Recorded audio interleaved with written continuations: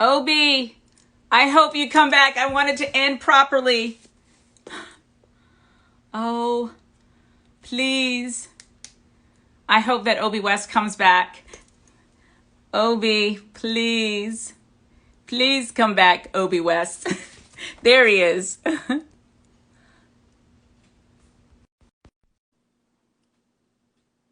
Obbie. Yes, I know. Obbie, please come back. Did you see? We're all like, Obbie, please. So Obbie's not even your real name? No. First of all, I love that you were so truthful in telling how you got, because it's a really great name. Like when my friends who didn't know anything about you, they're like, man, I love his name, like Obi-Wan Kenobi, like they were loving it. So I love Yeah. that you just told us it was just trying to get a girl, just trying to get a girl. Yeah, it was a girl I went to junior high school with, and growing up, they called me Bobby. Right. My real name is Edward. Edward. Right. Don't Is that ask an me what Bobby American said. short for Edward? Is Bobby? Is that? No, there's Okay. no relation. Okay. But the circle of guys who I grew up with, they would just give each other nicknames, and the name they gave me was Bobby. So I grew up being known as Bobby. Even when I graduated high school, when I walked across stage, they said Bobby, right? So I took Bobby, and when I tried to make this fake page, I never had a Facebook page before this. This was my first page. I scrambled the letters to Bobby, and it spoke open. Oh, I'm from the West Coast. I'm from LA, so I used West as the last name. that's not And even your people, surname. Wow. no, and people started to, for whatever reason, knew it was me, and I would get friend requests. Then I had like 20 friends, and I started to enjoy the experience of a timeline, and so I kept the page. Later, after that, I started doing art. Yeah. So now everyone, all these people who met me in that world from art, they knew Obi was. So at that then it became a DBA, and so I couldn't get rid of it now if I wanted to. But it all No. started with me trying to catfish somebody. Right. Right. No, I love it. Obi, since you came back, is there any way that you can give us one more? Like, to be honest, I don't want to tell you what to do, because whatever your creative energy says to share, I want it. But I'm really Mm-hmm. intrigued about that first poem you wrote. Another one. Let me see. Oh, and you know what? You put this question out on your Instagram the other day about memorizing versus reading poetry. You clearly have catalogs memorized. Yes, he is Mr. Phenomenal.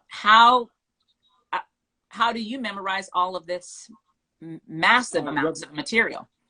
it's repetition. I don't have any tricks. I don't Mm-hmm, have any fancy. It's purely repetition.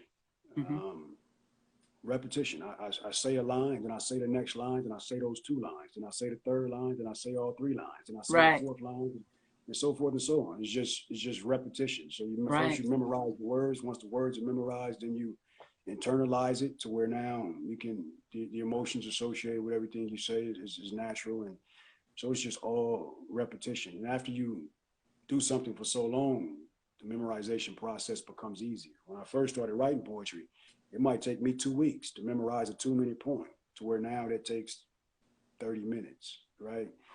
So it's just like anything else. You do it consistently enough, you become getting better at strong, it. Mhm. strong. So where did you land on that question? I never knew your answer.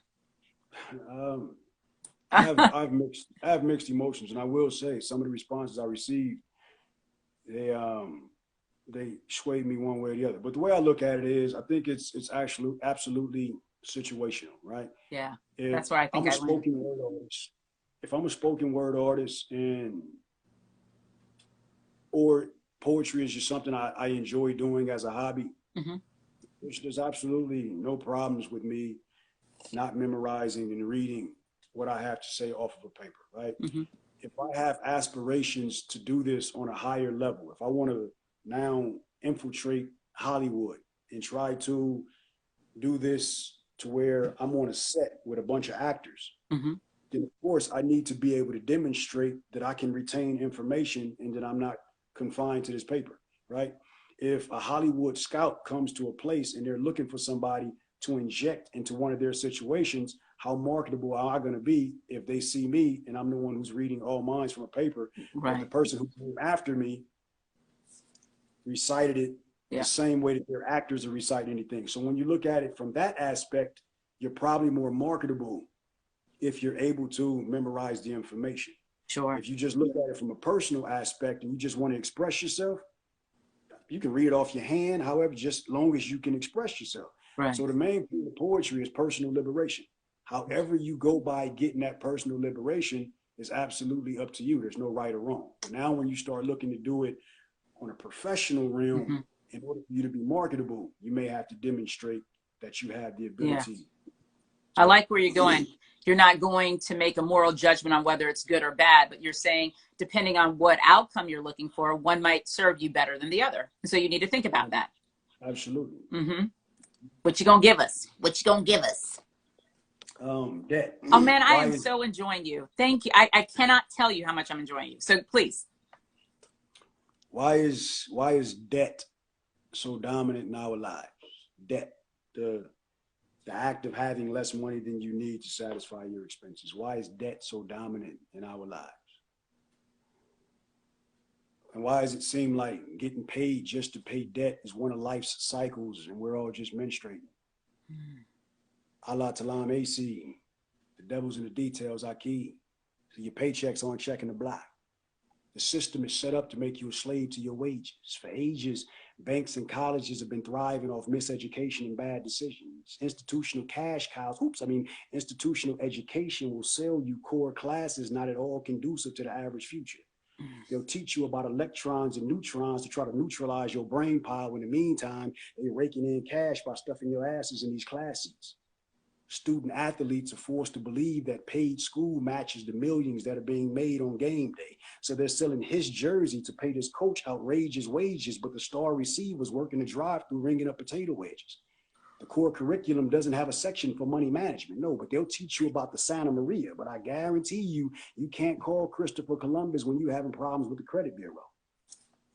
College kids are crossing stage in debt over overpriced diplomas. They're drowning under a cap and gown, using a credit card as a flotation device. Bi-monthly checks are being devoured by debt with barely enough left to satisfy next week's needs. And banks and cash advance spots are getting rich off loans and overdraft fees. We're the product of a perfect plan. We're all just pawns in a pool of piranhas. We're puppets being played for systematic gain. But you can gain momentum and save yourself through your savings. You have to save your raises versus raising your expenses every time your wages raise. Sacrifice for a 6-month savings and stop slaving to these credit card criminals. These credit card companies. 60% of your take home should not be taken out of your home. You're just working to feed kids and pay slave owners. Own your car. Own your car instead of calling the car dealership every 2 years requesting a new car note. A car payment is not a lifetime engagement. You're married to a metal box. These long car note applications are just long Willie Lynch letters. You're driving around in a new noose, and the debt payments are hanging you, feet dangling over a pot of hot bills, just anxious to burn you. See, the world's just a large wheel, and we're all just sprinting to spin it at a snail's pace. The name of the game is rat race, and we're just rodents bleeding for the cheese.